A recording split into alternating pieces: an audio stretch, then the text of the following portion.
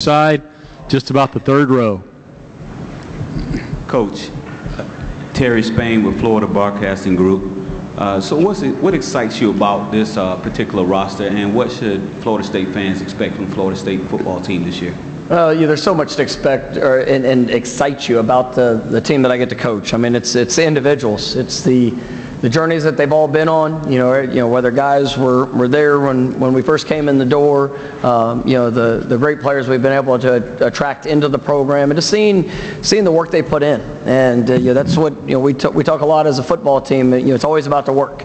And to see guys that embrace the challenge, that they truly care about who they get to do it with and what they get to represent. It provides a great deal of excitement for the season that's ahead, and obviously the experiences that we're going to get to go through. But this is a team that cares. They care a lot about what they represent. Being a Florida State Seminole, and I appreciate them for that, and excited to kick off this season.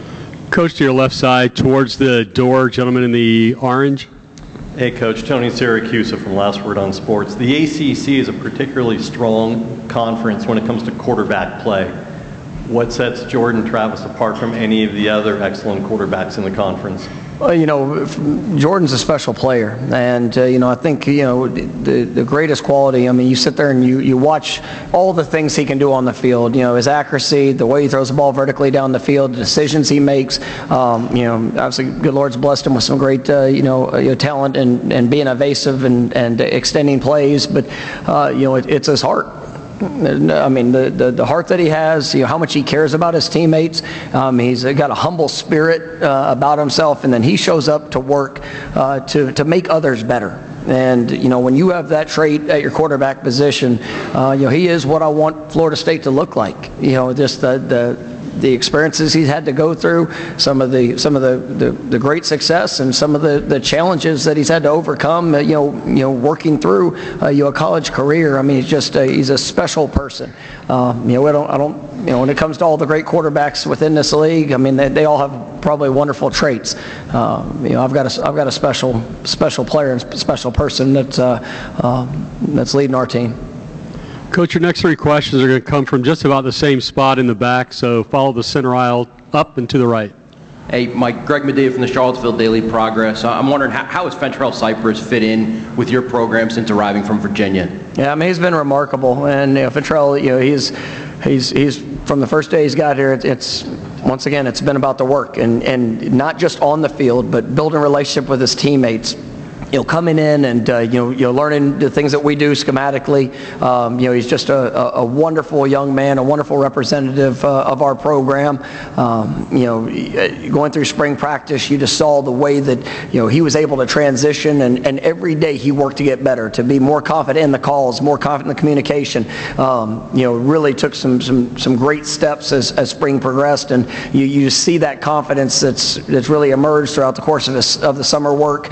He's in remarkable shape, has done a great job with his physical development, has put on great weight, and I think he's got a chance to be a really special player in our defensive backfield. We've all got to see him and have seen him play in ACC contest and play at a very high level, and I think he's about to take his game to a whole nother level here in Tallahassee. Keep your focus right there, just one row forward. Coach, Joey Palermo, WQOU 90.9 The Light. Every game with Florida State, there's always going to be a lot of hype around it. There's going to be a lot of buzz around the team. But how do you turn that hype into focusing on the field from your players? Well, I mean, it's exciting to be a football player at FSU, and there comes great expectations, there comes great excitement.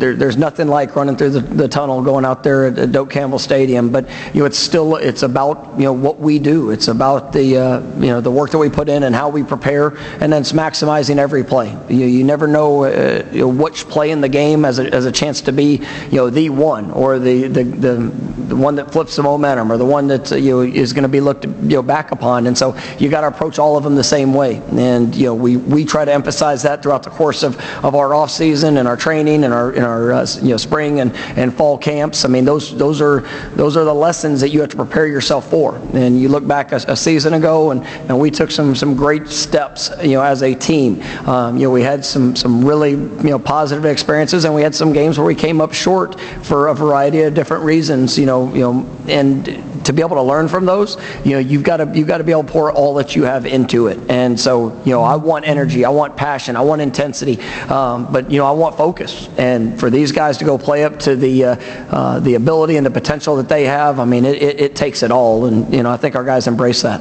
Keep it right there. The gentleman right next to him. Coach Norvell, Jesse Coger from PlantTheSpear.com. I'm actually going to pivot on my original question because I saw, you can't see it now, but you have the Bobby Bowden logo on the tie. Can you just speak to why it's important, the relationship that you have with him? You've developed the team high GPA, the Seminole Scholar Program, the off-the-field work you see with Jordan and then Dylan Gibbons last year. Just speak about why it's important to you to build this program the right way, the way it was built originally. Because that is the standard at Florida State. And we had the greatest example in, I think in collegiate football history of being able to sustain success. And what Coach Bowden and that staff and those great teams, what they were able to accomplish, it was, there were tremendous players on the field, but it was also the standard and expectations for who they were developing and growing to be off the field. And I've got a great responsibility leading this program.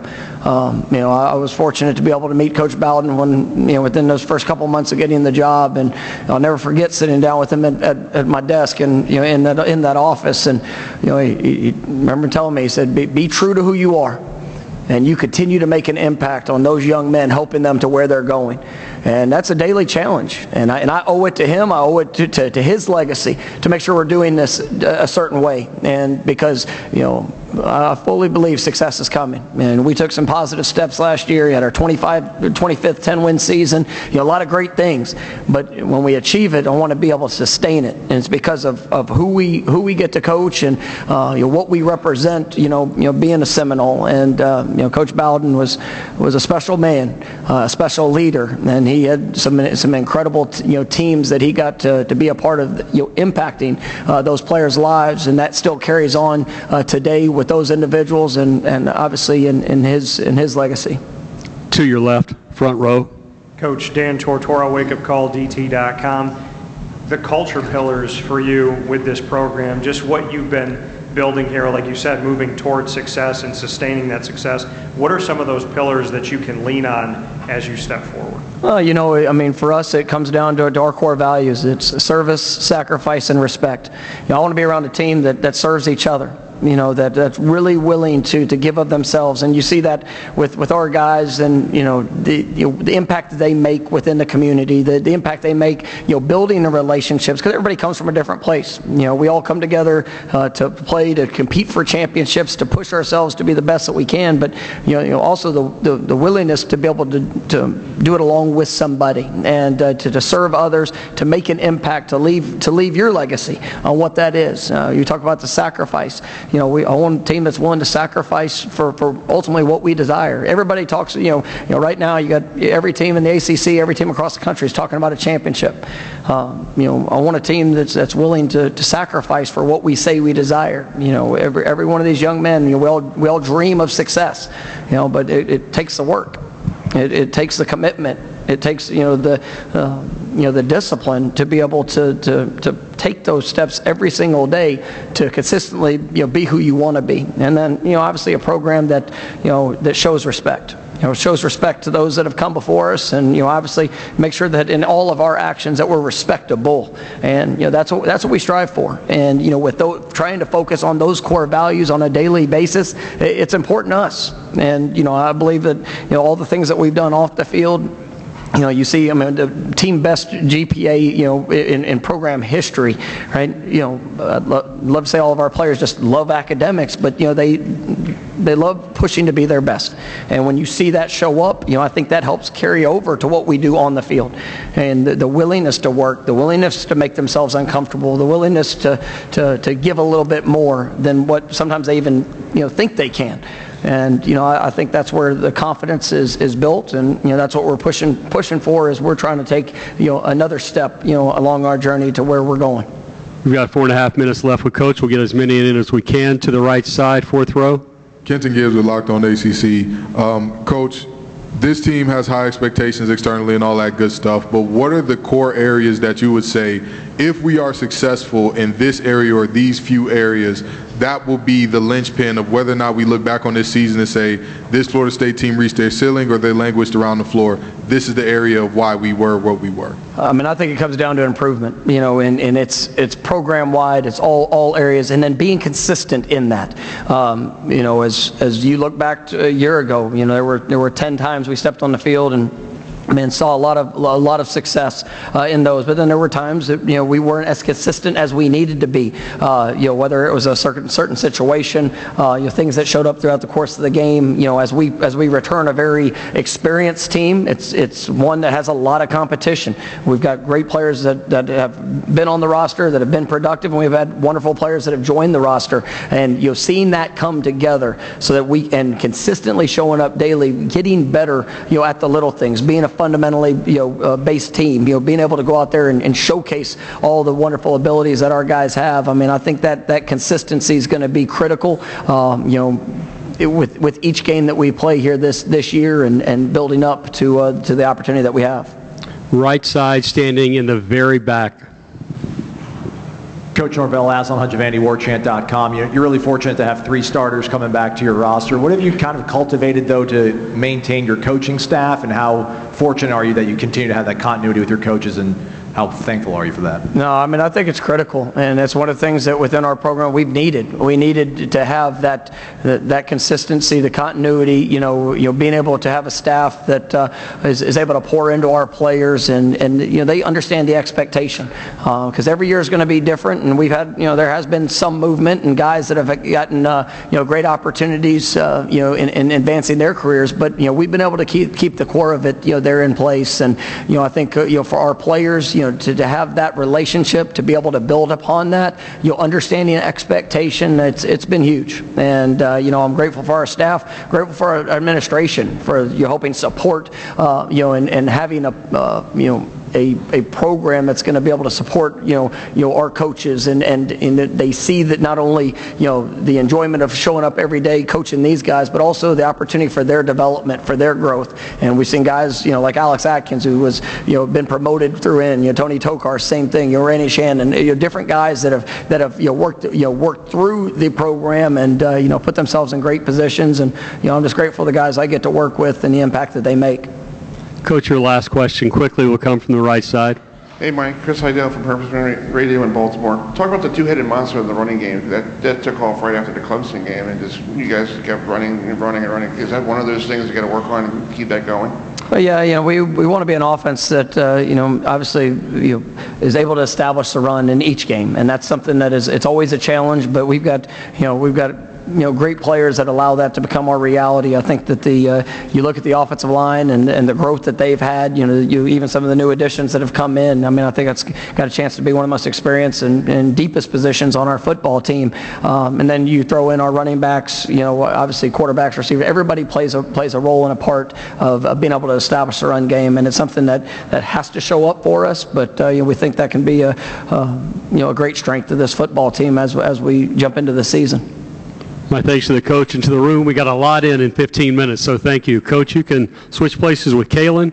Kalen, we'll see how much we can get done in 5 minutes. Jesse Coker with PlantandSpear.com. I'm going to ask you kind of a fun question. You come from a very talented family. Your brother Kalen plays basketball at Georgia. Your sister was a track star at Ohio State. You're obviously a starting linebacker at Florida State.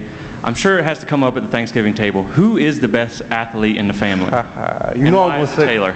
You know I'm going to say me, just because I feel like I can do all 3. I feel like I can play basketball and I feel like I can run track. So I'm definitely going with me. Does that satisfy the question? Are we good? All right, first row to your left. And Tortora Wake Up Call DT.com. Just what you can say about the tutelage of Randy Shannon, what you've taken away from his leadership. You know, Coach Shannon has poured a lot into our linebacker. You know, with me and Tatum being the older heads, you know, he's given us gems that we're able to use in the game. You know, just taking technique and fundamentals and, you know, just applying it to the field. You know, he helps us out in the film room, whether it's based off running back alignments or just off the route concept or based off formations. So I feel like, you know, he's helped us, you know, develop the mindset and knowledge that we have right now. Kalen to your right, fourth row. Locked on ACC. Kalen, when people talk about great defenses, they say you need to be great at all three levels. You need to have ballers at all three levels. Florida State is presumed to have that with Jared Verse up there, with yourself, with Fentrell Cypress, and you know, having one of the best cornerback duos potentially in the nation. Can you speak to what, you know, the top end or the leaders or the star power of this defense is going to mean for this team this year? I say it's going to mean a lot, you know, because, you know, as leaders, we are the voice of the defense. So, you know, we got to make sure everybody's on the right page. For the right page, you know, we're going to be on the same page. So I feel like, you know, we on the same page. We're going to get to work together. You know, we get to compete with each other on and off the field. You know, we're going to push each other to be the best each and every day. Whether it's indie drills or whether it's meetings, it's like we're going to make sure we get that work in. You know, just to have those people that, you know, up front and in the back end, just I can rely on to where, like, if something happens, I'm definitely counting on them. Kalen, a follow-up from here at the podium. You say that you're the voice of the defense. How is it that you use that voice? What is your leadership style to make sure everybody's coming along? You know, I'm a guy to where, like, I like to meet everybody. So, like, during fall camp, I'm on the ping pong table with the specialists, you know, just so I can get that different, you know, of where they come from. So I feel like my leadership, like, I'm more so to where I need to meet everybody so I can find my approach and way of how I'm going to be able to, you know, talk to them in a certain moment. Because, you know, everybody is different. You got to be able to understand, like, everybody's background and where they come from. Because, like I say, everybody's different. Thank you. All the way to the right near the sound booth, hand in the air. Ira Schofel, Warchant.com. Kalen, you guys brought in some new talent on the defensive line, and you already had a really good defensive line. How excited are you and Tatum and those guys about playing behind that front line? I'm very excited. You know, we got some dogs up front. You know, we got Verse, we got Fabian, we got Braden Fisk, we got Daryl Jackson, we got Pat Payton. So I feel like there's a lot to worry about up front, to where it's going to help the, you know, the back end from the linebackers back to make plays, you know, just to be free and running, you know, tackle. That's what we do best. Kalen, your last question from the podium. 70 total solo tackles in the last 2 seasons you've had. What makes you have such a great nose for the football? You know, Coach always harps on running to the ball, so I feel like that is part of my identity, running to the ball and be able to run sideline to sideline. You know, I want to be able to make plays on the backfield, sideline to sideline. So, you know, that's just who I am. Kalen, thank you. You can switch places with Jordan now. Thank you. We'll have 5 minutes with our quarterback. Katrina Sacco with Sports and Culture Media, how are you? Doing good, how you doing? Good. Coach earlier stated that there is so much to be excited for this season, but there is always room for improvement. For you personally, what are you most excited for about this season, and what areas of improvement are you hoping to see, you know, progressed upon? First, I would say the leadership. Leadership is everything for me. Trying to grow every year and every day just to be the best teammate I can be for my teammates. Yeah, I just want to keep growing as a leader and obviously keep putting weight on. I feel like I'm at a good size right now, but yeah, I can't wait for the season just to get out there and compete against somebody else. Other than your teammates, I mean, every time I get to run out in Doak Campbell Stadium, that in itself is a dream come true, so I'm so blessed. Jordan, straight up the aisle, gentleman with the glasses. Hey Jordan, Greg Medea from the Charlottesville Daily Progress. I'm wondering what makes Johnny Wilson such a good target to throw to? Is it the size, the speed, the combination, ability to get open? How do you kind of sum that up? Yeah, he's 6'7", and can jump pretty good. It's kind of like a cheat code. It's like a creative player on Madden. I always say that. I'm so glad he's on my team. It makes my job a lot easier. But outside of football, Johnny is a tremendous person. Just the way he carries himself every single day is one of a kind. I mean, he always has a smile on his face. Not everything's always going good for, you know what I mean? It's life. Not everything's always going good, but no matter what, he always has a smile, and he's the same person every day. Your next question is tucked behind the camera there in about the 7th row. Raise your hand, sir. Thank you. Jordan, Jesse Coger, PlantingTheSpear.com. Last year was your first full year as quarterback one for Florida State. You were able to go in and play in some really big games, like beating LSU in the Superdome and things like that. Going into a year where there's a lot of expectations for not only Florida State, but yourself, how do you feel that those experiences last year better prepare you for a season with those lofty expectations? Yeah, we always have to keep the main thing. I always talk about that. There's a lot of expectations, but it's one thing when you get on the field. All those expectations disappear when the ball's kicked off. I mean, we just got to keep the main thing and go out and give everything we have every single day. I mean, last year there was a lot of learning experiences, a lot of ups and downs throughout the year. I always look back on the NC State game. I mean, that game helped change me as a man and change me as a person and a player. I mean, it made me a lot tougher, and I've learned a lot from that. But yeah, man, you got to take these experiences and turn them all into positives. Jordan, to your left, first row. Jordan, Dan Tortora, wakeupcalldt.com. You spent a lot of time at Florida State there in Tallahassee. What have you taken from your evolution personally, and how would you describe the evolution of this offense in 2023? It's been a journey for sure. It wasn't easy at all. It took a lot of work, and I mean, just bonding with my teammates. We have a great coach and a great coaching staff and all. I mean, they prepare us so well every single week. But yeah, it's been like a roller coaster, man. There's been so many ups and downs throughout my career and all the guys' careers at Florida State. I mean, the main thing is the offensive line. I always speak on those guys. It starts up front, starts with the run game. Yeah, those guys, they had a lot of criticism and a lot of critics before. And they're quieting down those people a little bit, which is, I'm proud of them. I mean, they work so hard. I like to look over when they're conditioning and they just got their head high and not bending over, man. And is there? To your right, 4th row. Kenton Gibbs with Locked On ACC. I just want to dig a little deeper into you saying the NC State game last year changed you. Why did it change you, and in what ways? What specifically happened that you were like, all right, I can't have this anymore, I need to be better in this way? In what ways did you improve going forward? I mean, when you throw the pick to kind of end the game, it hurts a lot. I mean, you feel like you let everybody down, but at the end of the day, my teammates let me know that they have my back. That was the most important thing. I kind of put it down all on myself, and my teammates did not allow that to happen. So I just feel like, I mean, it made me a tougher person. Obviously, it hurt right after the game pretty bad. I mean, it sucks. But at the end of the day, it's football. You learn from it. And if I was ever put in that position again, man, I can promise you it would be way different. I think your last question, do we have one or no? First row, you good? Lever KT, CFB Nation. Jordan, I'm sure you were like a kid in a candy store with some of the players you received in the transfer portal, especially with the safety blanket and Jaheim Bell, and also getting Keon Coleman. You expound on that a little bit? Yeah.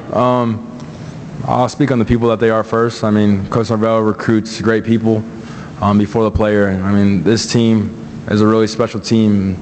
It's very easy to gel with this team. I mean, all you have to do is work hard and be a good person. All those people are really good people. I mean, that's the main thing. It's fun to be on the team with them. It's fun to work with them.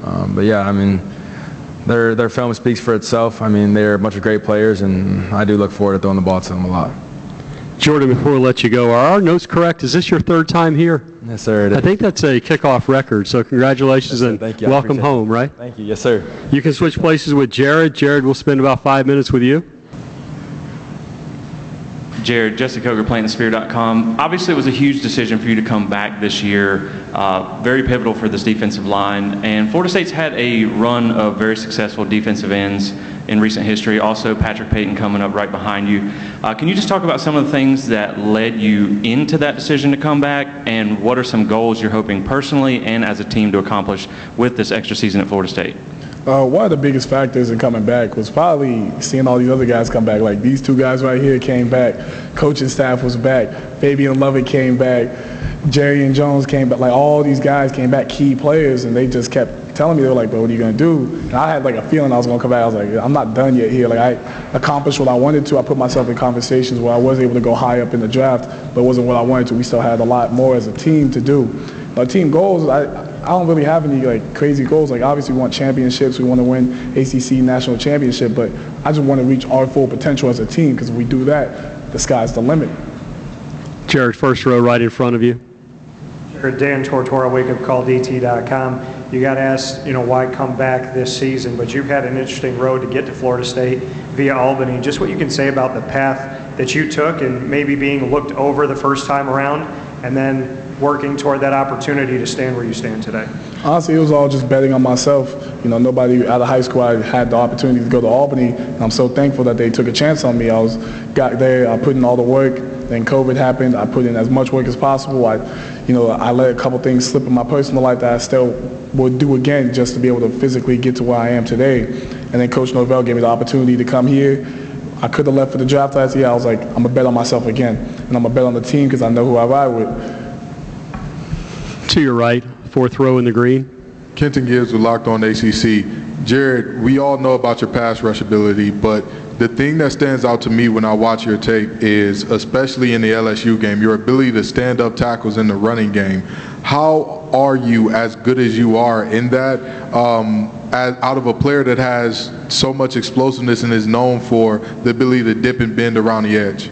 Honestly, everything starts with strength. You can't get anybody to bite off your speed if you're not strong. One thing I've always focused on was hitting the pad, just trying to put as much pressure, as much power into it as I could do.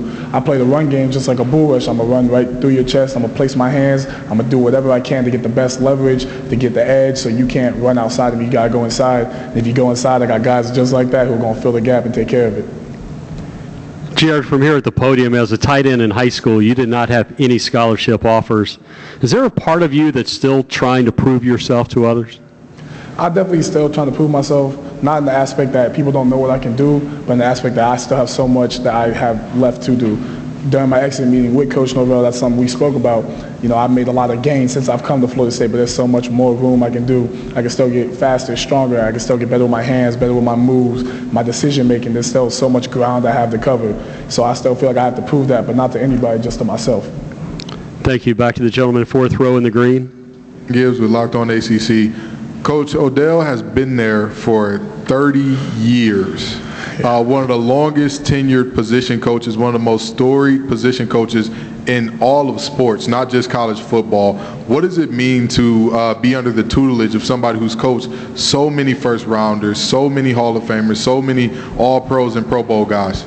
It means a lot, because you really, having a coach is one thing, but having somebody that you can really look up to and really understand, this person has done things that I wish I could do. You've been where I'm trying to get. So I have to listen to everything you say. There's no take it with a grain of salt. I'm listening to everything you say fully. Coach, me and Coach Odell sit down sometimes. I just sit down and talk to him, have a regular conversation. We have more conversations just about life. And he tells me, football's one thing, but you got to realize outside of football, what are you doing to make yourself a better person that will translate to the field ultimately. So having him is just the biggest tool I could possibly have. Jared, your last question will come near the sound pit. Gentlemen, all the way to the right towards the back. Ira Schofel, Warchant.com. Jared, you're known as a talker on the field. Has anybody on offense, either for Florida State or another team, ever got the best of you where you were like, okay, you got me on that one? I wouldn't say I'm a talker. I have casual conversations. But the one person who probably got me, I'm not going to lie, it was Trayshawn Ward during a scrimmage. He was running inside, it was an inside play, and I had it cut off, and I'm like, oh yeah, he about to get this. And I went down, and he spun outside of it, and he pointed at me after he spun, and he got away. And the rest of the practice I didn't talk, because I couldn't, he just did it to me the worst way. Well, Jared, it's good that you get the last word. Congratulations. Florida State, have a good season. Thank you. Have a great day. Folks, Virginia is